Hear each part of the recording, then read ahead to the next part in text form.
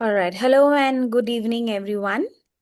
Welcome to Positivity's session on good girl syndrome. We are so happy to have all of you join us today. Whoever is watching us through YouTube and the webinar participants, thank you for taking out the time and joining us for a valuable discussion. I am Shatadeepa. I am a therapy and operations lead at Positivity, and I'm so glad to be introducing Positivity to all of you today. It's a Singapore based mental health platform. We are dedicated to bringing in quality mental health care to everyone across the world, whoever wants to access psychotherapeutic services, both in the B2B and D2C sector. Currently, we are operational in the Middle East, Malaysia, and India, and we are trying to expand more. Whoever wants to take a look and want to join us in our journey, you can visit our website and take a look. Today, we have joined here because we are celebrating the month of March, and the month of March has been dedicated to women and their role in business, in relationships, at different areas and different spheres of the world where we find them contributing very substantially. And Jigisha has been very kind to be able to join us and has agreed to take us through this journey of understanding women's dilemma. Often we are going through this process of constantly working towards the best, but also at the same time find it quite insufficient or somewhere lacking, somewhere not being good enough to be calling us that yes, we are doing great, or even being proud that okay, we are trying the best that we can. So that is the dilemma, and that constant struggle is something that's going to be addressed by Jigisha today. She is a counseling psychologist. She is our partner and enlisted panelist and therapist with Positivity. She has several years of experience of working with young adults, and couples. She contributes majorly in the defense healthcare and mental health care because she's part of the fraternity of Army Wives Association and has contributed majorly in the area of well-being when we saw a very crisis period during Operation Sindoor. So, Jigisha, thank you for coming in with your avid experience. And without further ado, I would invite you and get started with today's discussion.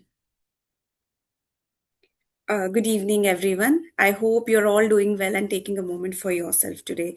Thank you, Shatadeepa, for such a warm introduction. First of all, I'd like to sincerely thank the Positivity team for giving me this opportunity and platform to connect with all of you. It truly means a lot to be here speaking about a topic that is not just psychological but deeply personal for so many of us. So, before we begin, let me briefly introduce myself. I am Mrs. Jigisha Patil. I'm a counseling psychologist and a psychotherapist. I have been trained in 12 different therapeutic approaches, which allows me to tailor my work to unique needs of each individual I work with. I also specialize as a de addiction specialist, supporting individuals in overcoming various forms of dependency and building healthier and more balanced lives. I'm really glad to be here with all of you today, and I look forward to sharing insights that can help you better understand yourself and the patterns that often we find ourselves in. So, through my work, I've had the opportunity to interact with individuals from different walks of life, students, working professionals, homemakers. And what I've noticed is something very interesting: different lives, different stories, but a very similar pattern. And that pattern is what we are going to talk about today. Something often unnoticed, even appreciated by society, but quietly exhausting from within. So, it's what we call the good girl syndrome.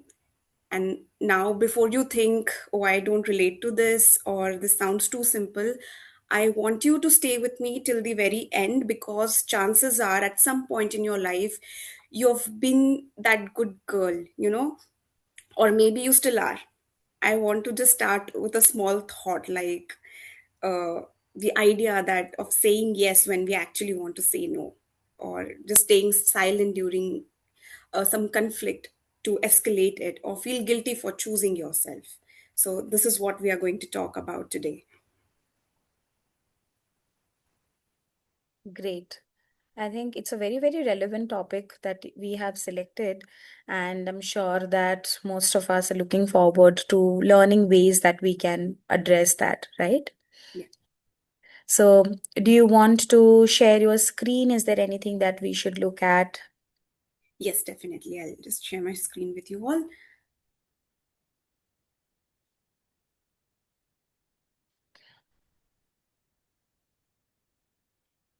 I hope it is visible. Yes, yes, we can see it. All right. So, today we are not just going to understand this pattern, we are going to gently unlearn parts of it and how to reconnect with more authentic versions of ourselves. So, once again, a very warm welcome to each one of you who has taken time out to be here today. I truly believe that when we choose to attend something like this, it's not random. Somewhere, something within us is looking for clarity, for validation, or maybe even for a change.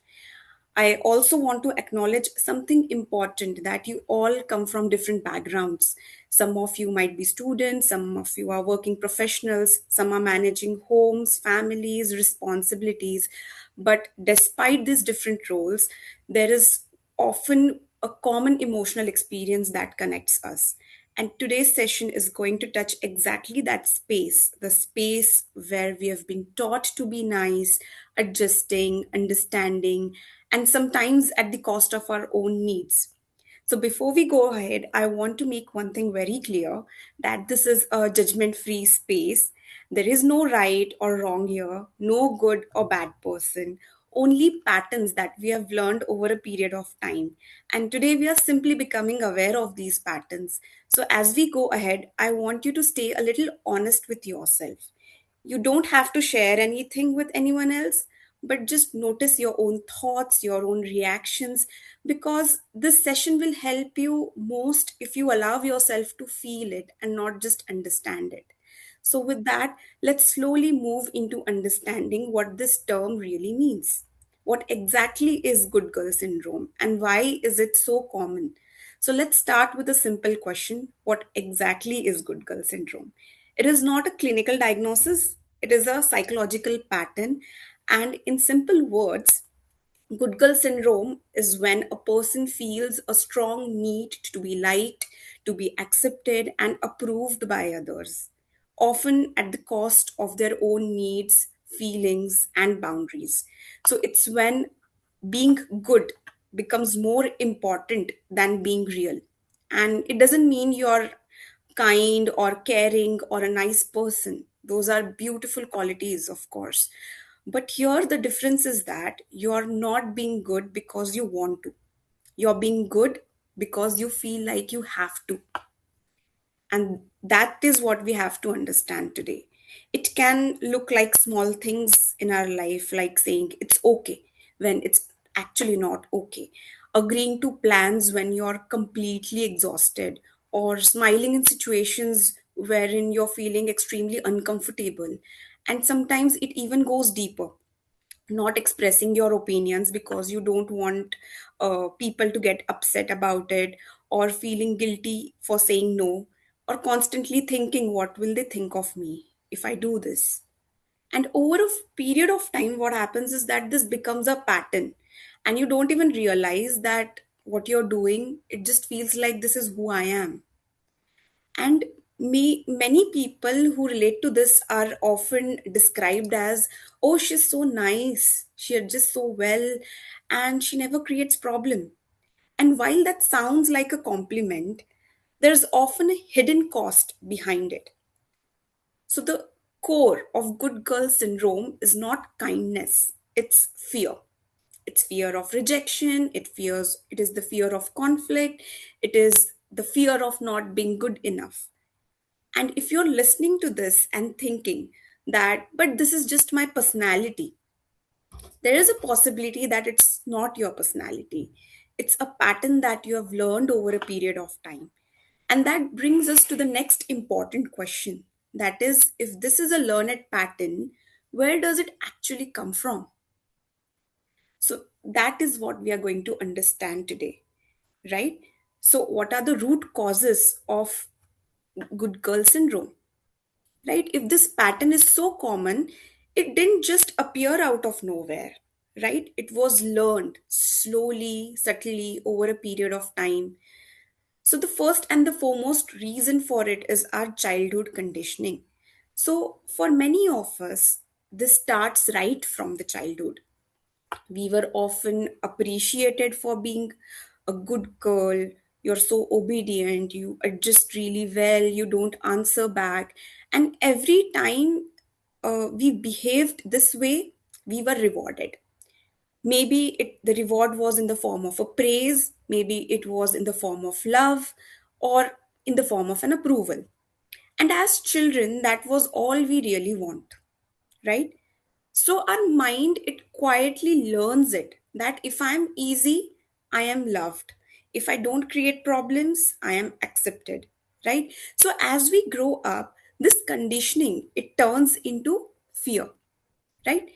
Because now it's not just about being good, it's about not being rejected. So we start avoiding things like conflict, disagreement, saying no, right? Not because we don't have opinions, but because expressing them feels very risky. Another factor to this is in many cultures, especially in our society, girls are often taught that, like directly or indirectly, be polite, you have to be understanding, you don't have to be loud, don't be too demanding. And somewhere along the way, being assertive starts feeling like being selfish, right? So here's a very important psychological perspective to this, that this pattern actually starts as a coping mechanism. So when a child feels that being agreeable, keeping others happy, avoiding conflict, it keeps them emotionally safe. They hold on to that behavior, right? And it works for a while, it works wonderfully for a while. But the problem is, what once protected you can later start limiting you. It will hamper your growth. So, if you're recognizing yourself over here, I want you to understand that this is not your fault. No, it's not your fault. You were not weak in this, you were adapting yourself. But now, as an adult, you have the awareness about this and the ability to choose some things differently.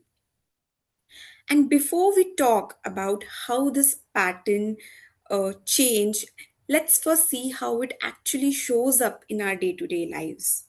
Because many times we are living it without even realizing it. Now that we understand the root causes, the general root causes, most of the time it is not obvious. It doesn't come as a label saying that, okay, I have a good girl syndrome. It comes disguised as habits, reactions, and choices. So in daily decisions, it can start with very small everyday situations. Suppose you're gone to a cafe with your friend and they ask you, what would you like to have? And your constant answers are, anything is fine, you decide, I'm okay with whatever. And slowly and steadily you become so adjusting that you stop checking in with yourself. Okay, what do I actually want? At workplace, it often looks like taking an extra responsibility, even when you're already overwhelmed, not speaking up in meetings, even when you have like the brightest ideas, struggling to say no to your colleagues or seniors. And because of that, you may feel overworked, you may feel overwhelmed, and at the same time, you are also overlooked as a person. It may reflect a little bit different in personal relationships. This pattern becomes even more intense. You may find yourself prioritizing other person's needs all the time, avoiding difficult conversations, staying silent even when something is hurting you, and over time, this can turn into resentment because you're giving so much of yourself but not really being seen in it. At home especially, you might feel responsible for everyone's emotions. If someone is upset, even if they are staying in long distance, you feel that it is your job to fix it. You ruin your entire day thinking about that this person is upset with me. If there's conflict, you try to smooth things over. You feel that it is your responsibility to resolve it, and in doing that you slowly take on emotional pressure that was never fully yours. But the most important place this shows up is in your relationship with yourself. You may experience guilt when you rest. I've seen a lot of women who were my client who simply don't admit that they're resting. They feel that it is some sort of a crime to rest. So they never admit it. Guilt when you say no, guilt when you choose yourself. So, as if your needs are somehow less important. And the tricky part is from the outside, it looks fine. You're responsible, you're kind, you're dependable. But internally, you might feel that you're unheard and even disconnected from who you really are. So, as you're listening to this, I just want you to gently notice where in your life does this show up the most. No need to answer anyone.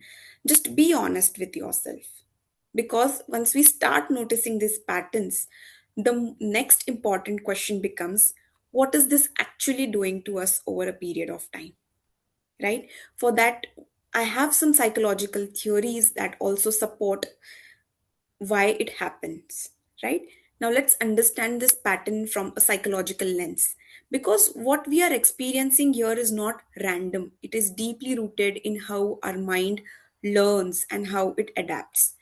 So, first and the foremost theory is of the operant conditioning. It is learning through rewards. So, when a behavior is rewarded, we tend to repeat it. So, as children, when we were quiet, obedient, adjusting, you were already like you were always appreciated for it, you were praised for it, you were called a good girl for it, and your brain, it has registered that as this behavior gets me love and approval. So naturally you kept repeating it, and over a period of time this turns into what we call as a people pleasing behavior. This means you start prioritizing others' needs, emotions, and expectation over your own. Not because you don't matter, but because your mind has learned that this is the safest way to be accepted. Another important concept is of cognitive distortions, which simply means that patterns of thinking that are not fully accurate but feel very real. For example, if I say no, they will think that I'm rude. If I disagree to something, it will create a conflict. Or if I put myself first, I'm being selfish. So these are some thoughts that keep on running in our mind, and these thoughts, they feel true to us, but they are often assumptions and not facts. If you closely observe them, they are always the assumptions and not facts. Over time, something deeper starts happening. You begin to link it with your self worth, with how others perceive you. So instead of asking, what do I feel? You start asking, what will they think of me? And that shift can slowly disconnect you from your own identity. From a psychological perspective, this becomes a vicious cycle. You fear disapproval, so you act in a pleasing way. You act in a pleasing way, you get temporary acceptance, and that acceptance again is going to reinforce the behavior again. So it's a vicious cycle, and this cycle keeps on continuing. So when you look at it this way, this is not about weakness, it's about conditioning. This is what we have learned, right? And it is about our emotional safety. And the most empowering part is what we have learned can also be unlearned. So now that we understand the why behind this pattern, let's move to the most important part. Let's talk about something very real. So, what is the impact of living this way over a period of time? So, one of the first things people experience is emotional exhaustion. When you're constantly adjusting, constantly thinking about others, constantly filtering yourself, it becomes tiring, not physically, but mentally and emotionally. And the difficult part is you may not even realize why you're feeling so drained. Another very common impact is resentment. When you keep saying yes, when you keep suppressing your needs, a part of you starts feeling unheard, right? And slowly that can turn into frustration, irritation, and even anger that we usually take out on kids, on family members, or somebody who is really close to us. Not necessarily towards others, but sometimes towards your own self. And over time, something starts happening. You begin to lose touch with your own self, who you really are, because for so long you've been focusing on what others want, what others expect, that you start asking yourself, what do I actually feel? What do I actually want? And when your choices are constantly based on what others want or on others' approval, your sense of self-worth becomes dependent on them.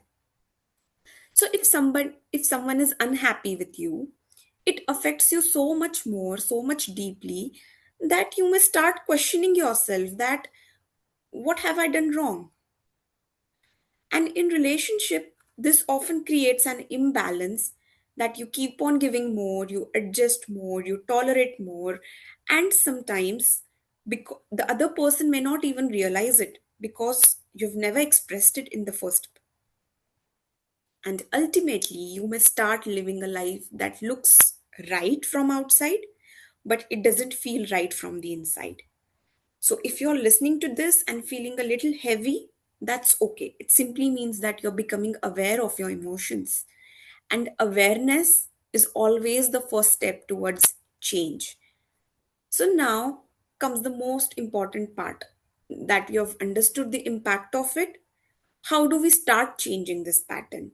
And that in a way makes us feel very safe, is practical and real. But before we move to solutions, I want to briefly share some psychological insights and research findings so you understand that what you're experiencing is not just personal, it's actually very common and a well studied subject. Research in psychology shows that the chronic people pleasing is actually linked with higher levels of anxiety, emotional stress, and burnout. Because constantly prioritizing others leaves very little space for your own emotional needs.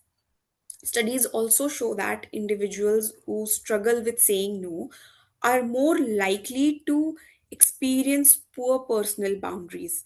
And boundaries are not about pushing people away from you, they are about protecting your mental and emotional space.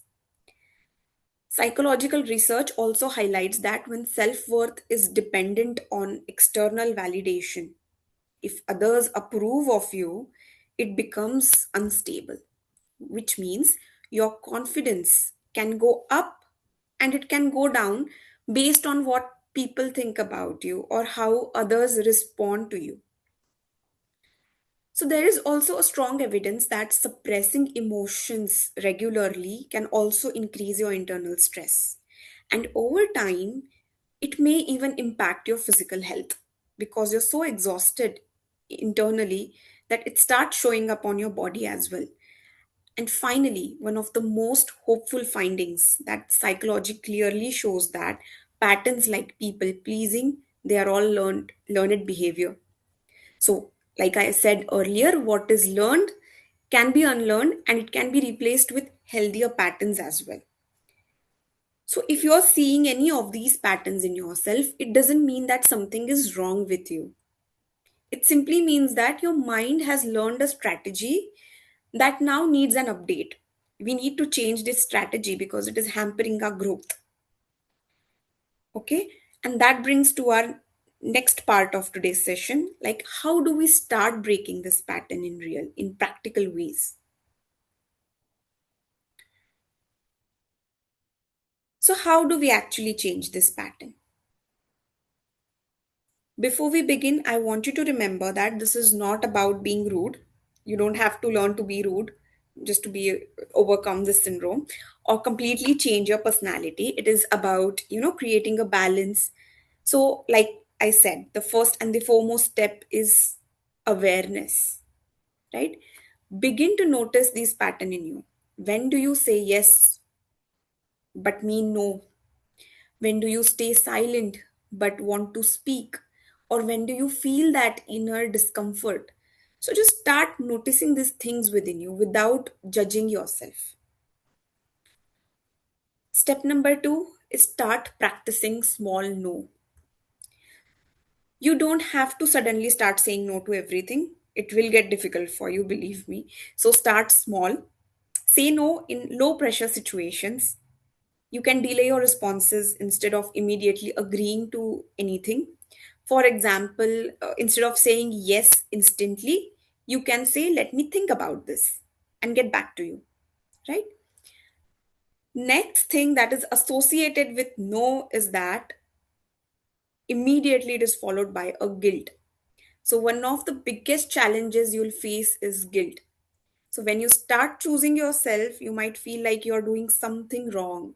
But choosing yourself is not selfish, it is necessary. So, guilt doesn't always mean you're wrong. Sometimes it just means you're doing something new. You'll have to set some healthy boundaries for yourself because boundaries are very important part of this process.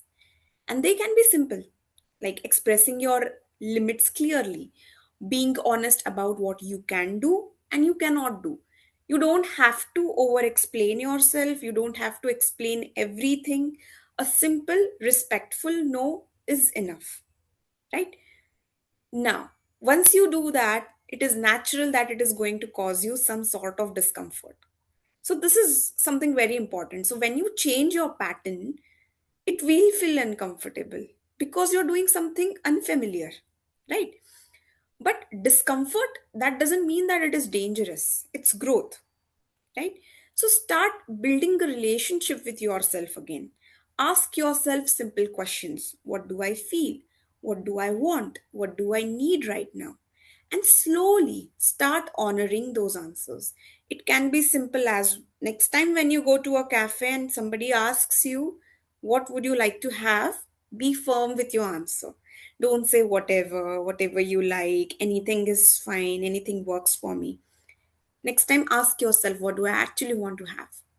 Right? And you place your order confidently. These are the simple things that you can start practicing right away. At the core, you need to shift one belief from I need to be liked by everyone, you need to be honest with myself.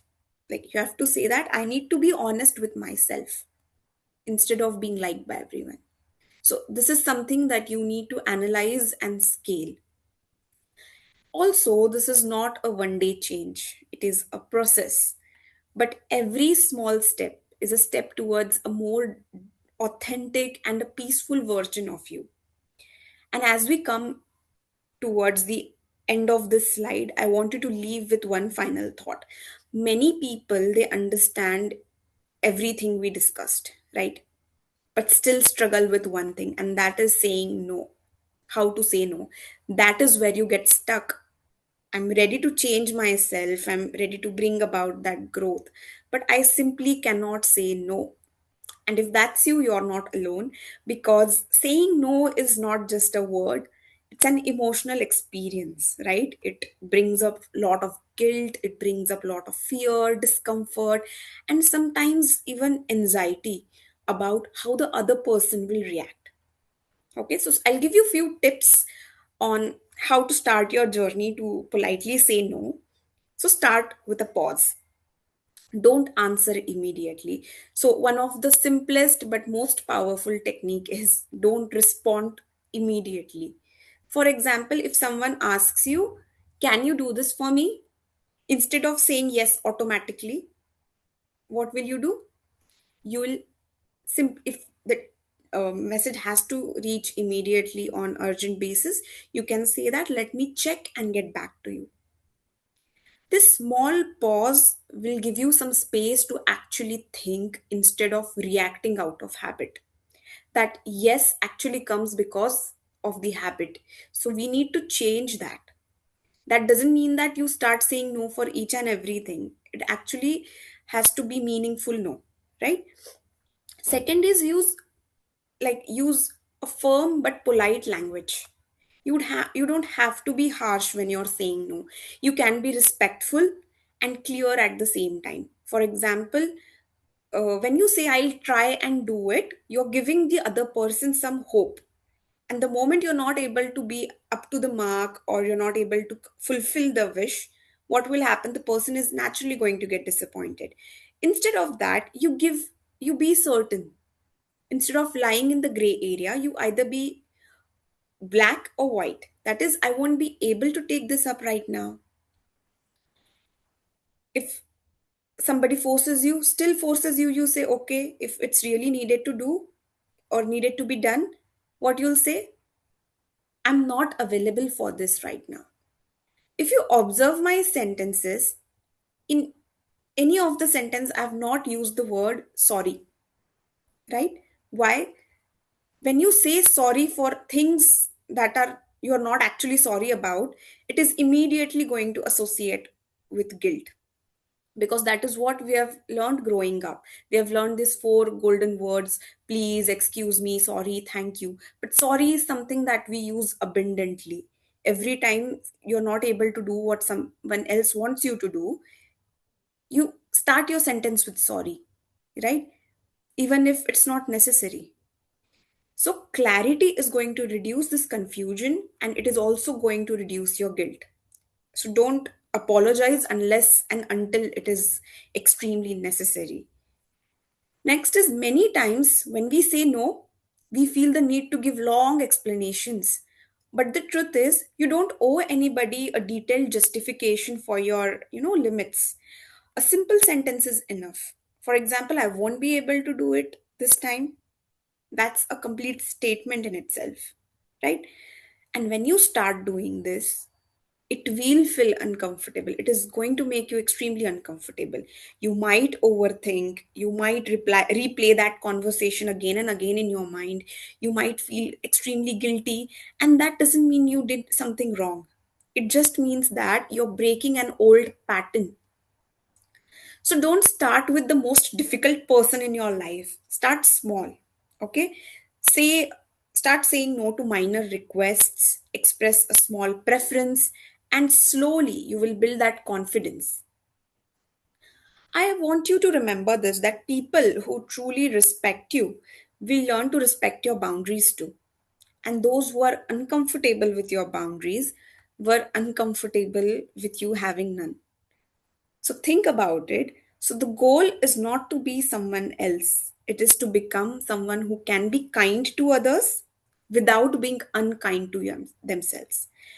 And now I will share some therapeutic approaches with you. These are some of the techniques that we actually use in psychology to help individuals, understand or help individuals understand what, you know, to help individuals understand what to seek for when they actually go for therapies and all, they don't know what kind of therapy that I should be looking forward to. So the first and the very powerful therapy is the cognitive behavior therapy. It is a incredible approach. In simple words, it focuses on identifying and changing our thought patterns. Okay. So if your thought is, if I say no, they will think that I am rude. So in therapy, we gently question these patterns or these statements. Is this always true that they are going to think that you're going to be rude? Also, do you have any evidence that they have actually thought that you are rude when you said no? What could be a more balanced thought instead of this statement? And slowly you will see that you replace it with something like, saying no respectfully does not make me rude. This sound much more better, right? Instead of saying that if I say no they'll think that I'm rude, if I start saying that saying no respectfully is not going to make me rude. This is what we learn through cognitive behavior therapy. Second type of therapy is dialectical behavior therapy. We also call it DBT. It is again a very helpful approach. It focuses on helping you manage your intense emotions and respond more mindfully. So this is especially useful if you feel overwhelmed by guilt when you're saying no, or you struggle to handle conflicts and emotional reactions.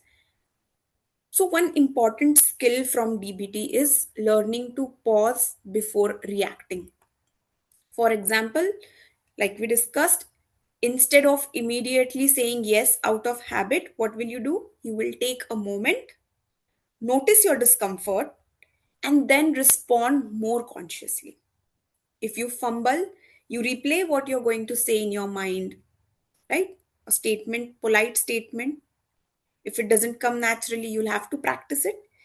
So, DBT is also going to teach you that emotional regulation, distress tolerance, and interpersonal effectiveness. What does all of this mean? It means that they'll teach you how to handle your emotions better and also communicate your emotions more clearly. Okay. Next type of therapy is ACT, acceptance and commitment therapy.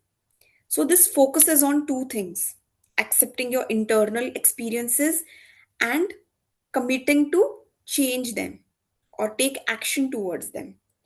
In simple words, it helps you stop fighting your thoughts and feelings. For example, you may still, after doing everything that I've told you, you will still feel guilty when you say no, right?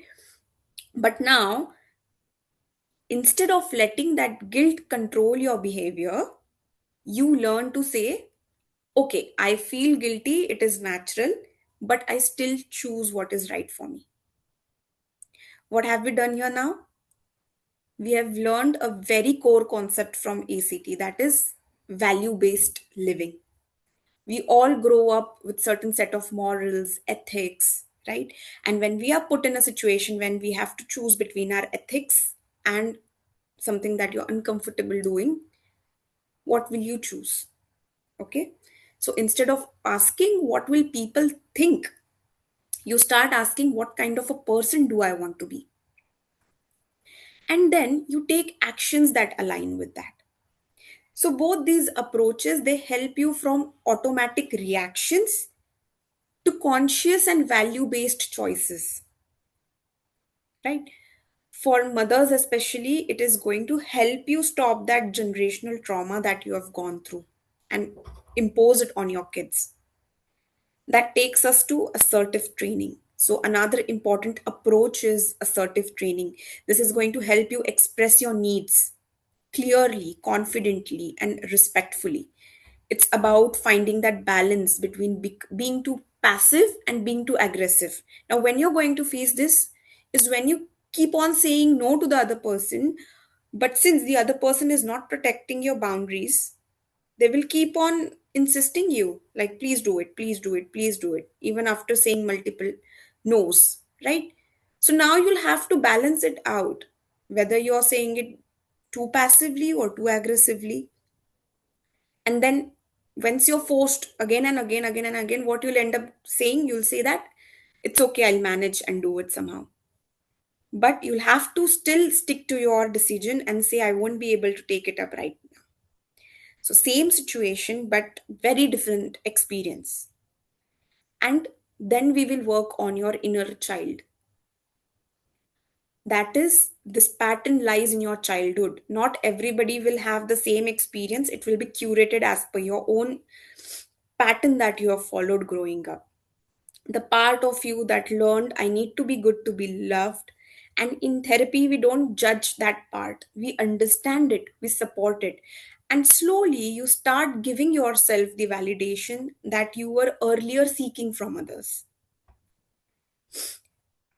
There is a concept called cost benefit analysis in psychology, and something we often use in therapy also. And why it is important, because it helps us see the both sides of our behavior. What is it giving you and what it is costing you? So, because most patterns, including people pleasing, continue, and not just because they are harmful, but because they also give us something in return, right? Sometimes we feel that, okay, it's okay, I'll just say yes and get away with it, instead of, going through that entire emotional roller coaster. But you don't realize the cost that you're paying here is much more than the benefit it is going to give you, because you have not really analyzed it. So always and always think about the cost that you're going to pay versus the benefit it is going to give you,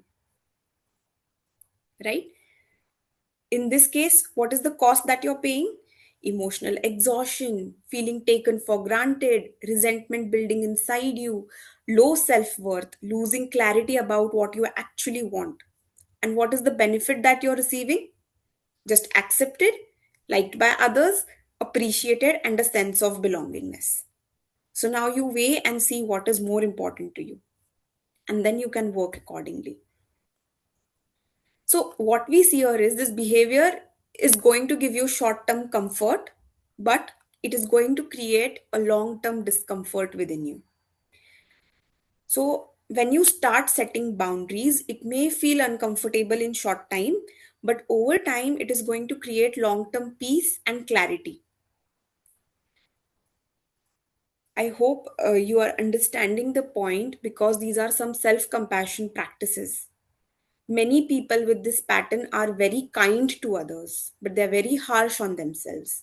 So, an important part of healing is learning self compassion, talking to yourself with kindness, not criticizing yourself. And that takes us to the next part of finding healing and balance.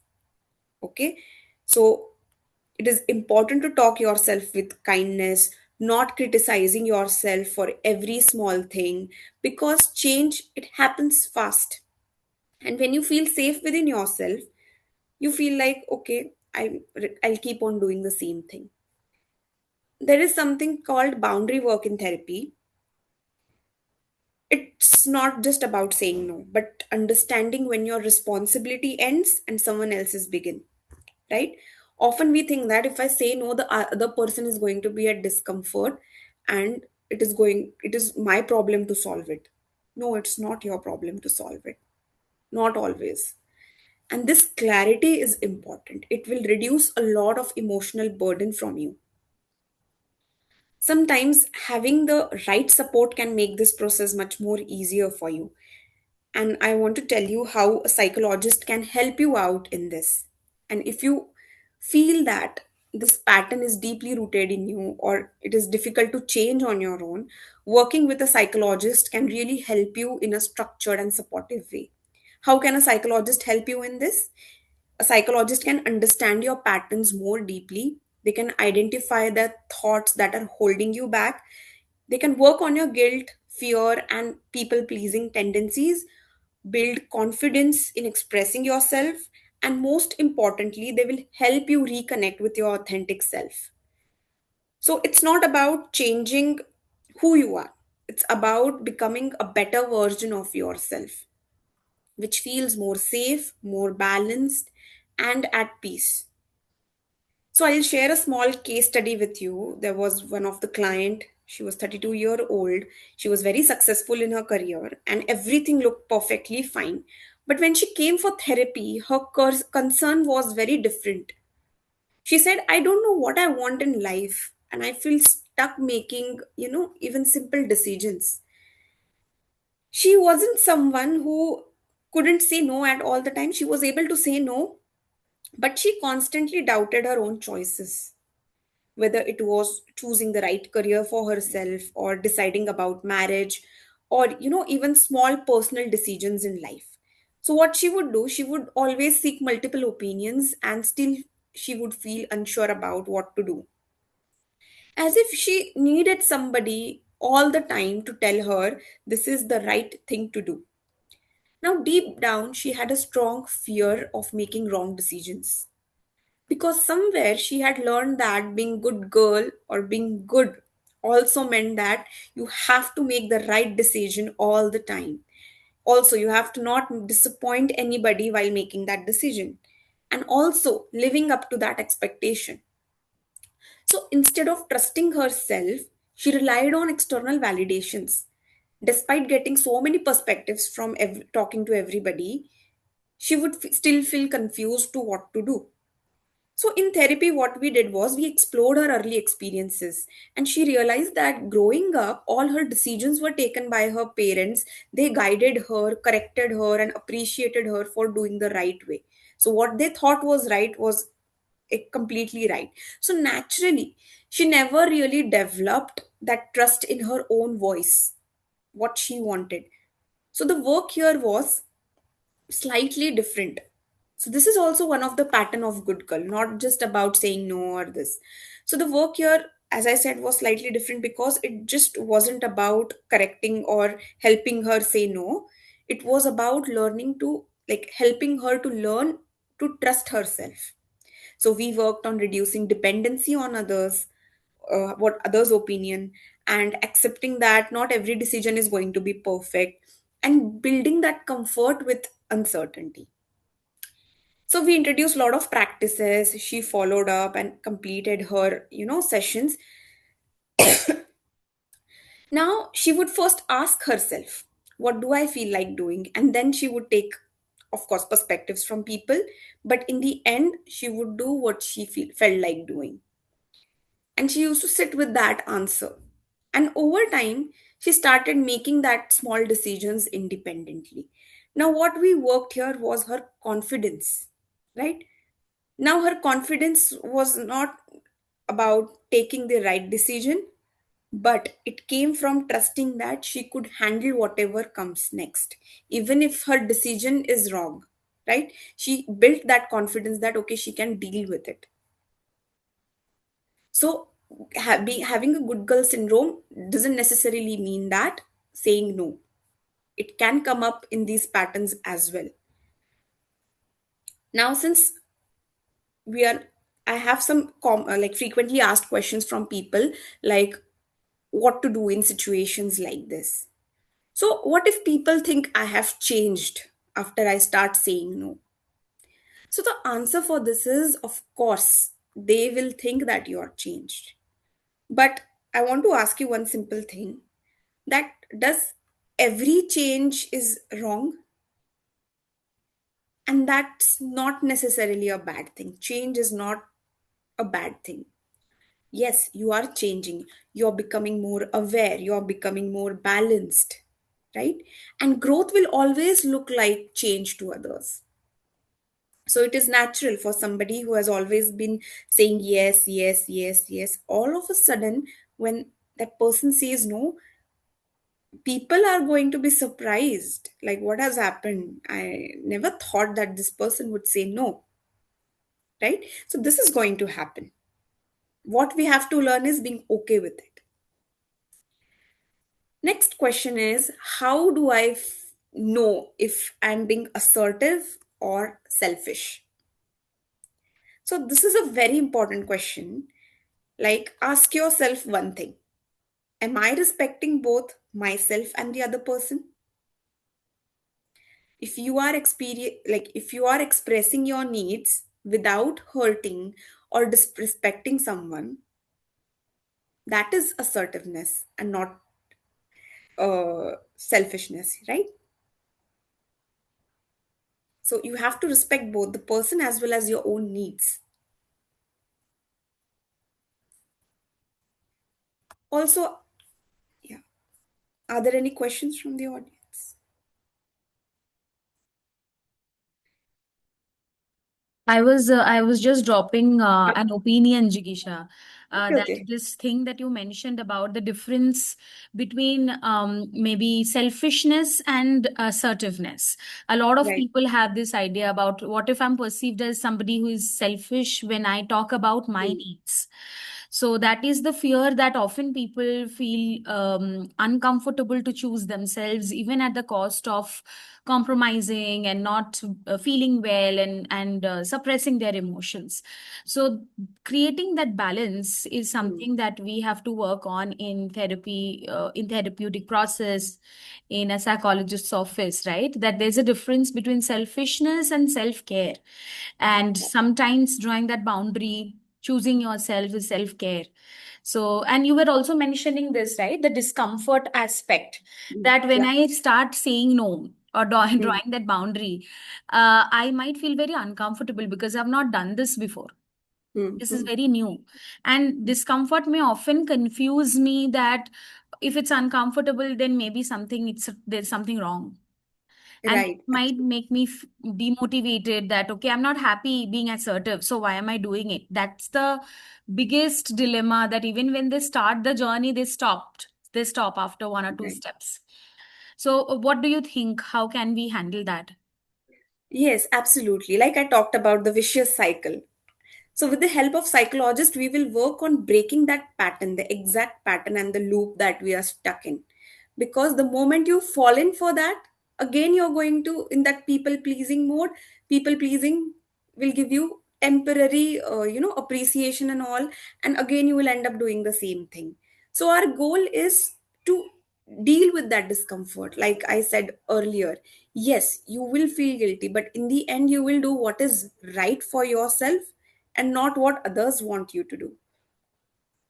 So that takes me to another question that was asked. It was, if I stop being good, will I lose people?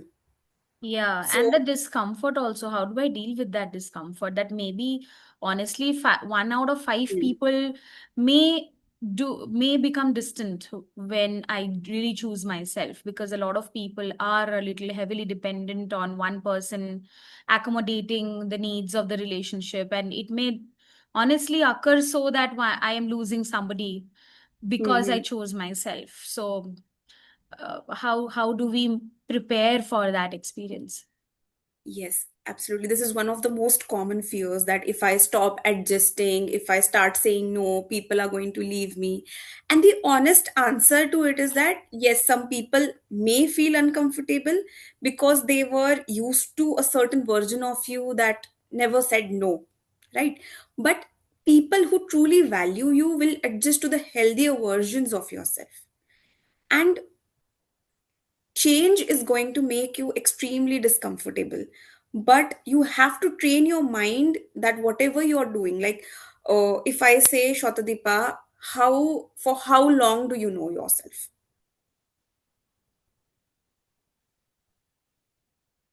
I mean, if I have to really be very Hmm. honest about being aware of myself, I would be saying maybe the last 15 years, not more than Right. that.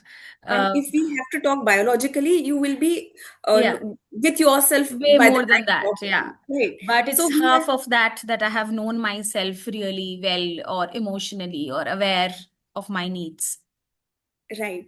So let's talk from the biological perspective. Like I have known myself for say 29 years now. Right? Hmm. I've been with myself for 29 years. So if somebody comes to whom I've known just biologically for say 2 3 years or even more than that, Right. I will do anything for that person. In If I am going through undergoing good girl syndrome, I'll do anything for that person. But for myself, whom I've known for 29 years, I'll keep on sacrificing everything. So that is what we have to analyze and deal with our discomfort, right?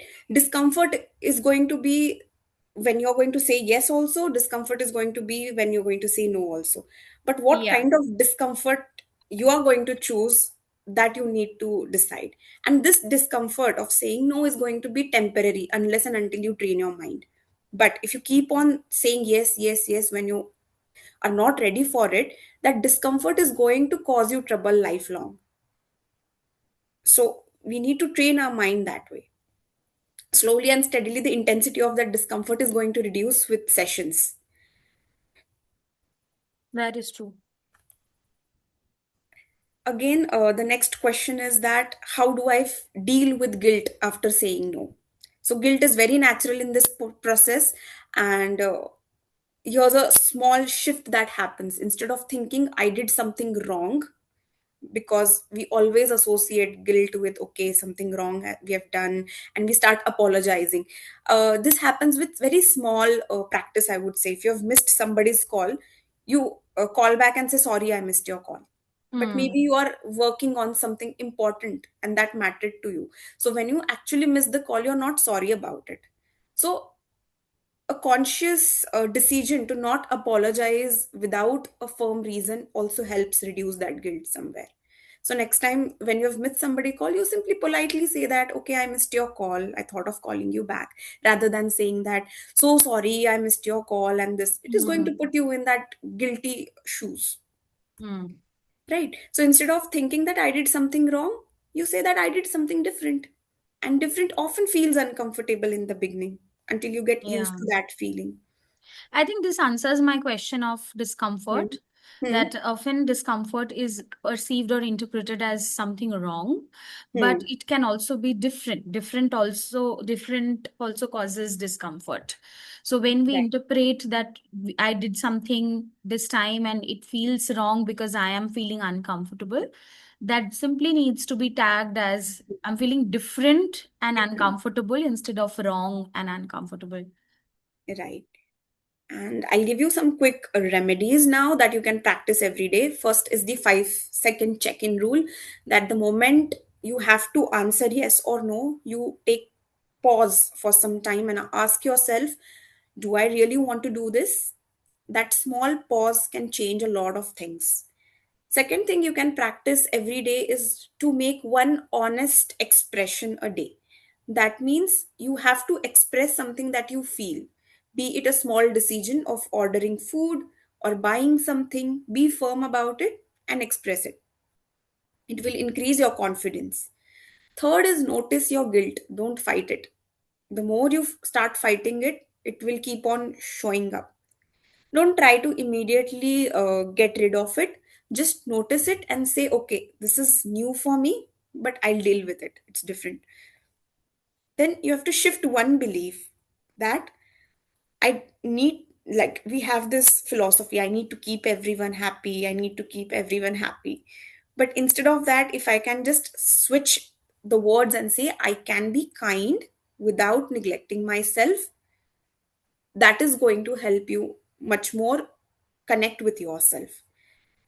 So remember, you don't have to become a completely different person. You just need to become a little more honest with yourself every day.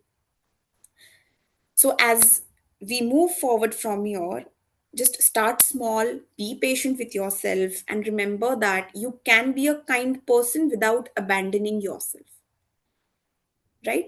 So thank you so much, take care of yourself, and that with that, let's come to the final part of today's session. Before we close today's session, I just want to take a moment to thank each one of you. Thank you for being here, for listening, and more importantly for being open to understanding yourself a little better, because topics like these, they're not always easy to sit with. If there's one thing I hope you take back from today, is that you don't have to earn your worth by constantly being good for others. Your needs are going to matter, your voice is going to matter, and you are allowed to take up some space for yourself. So next time when you're expected to be kind or be helpful about something that you're not ready to, I hope you think about yourself first and Ask yourself, do I really need to do this or not? Thank you so much. I really had a great time discussing this.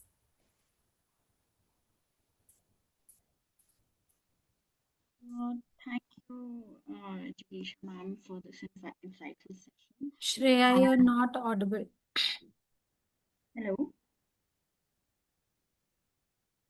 am I audible now? Very low, very soft. Hello? Yeah, this is better. Yeah. Okay, so thank you so much, Jigisha ma'am, for engaging and talking about this topic. I feel like most girls resonate with it, and most women till date resonate with it as well. And especially I really like the part where you talked about techniques and also modalities on how to break free from these patterns. And I really like that one line that you necessarily don't need to have confidence within yourself, but you need to trust yourself to make the decision, and that's enough. So that was really intriguing and thought provoking to know as well. So thank you so much for this meaningful session. Thank you so much. I appreciate it. All right, so that brings us to the end, and I hope everyone had a wonderful session. And I would like to thank Jikisha ma'am again for this wonderful session. Thank you, everyone.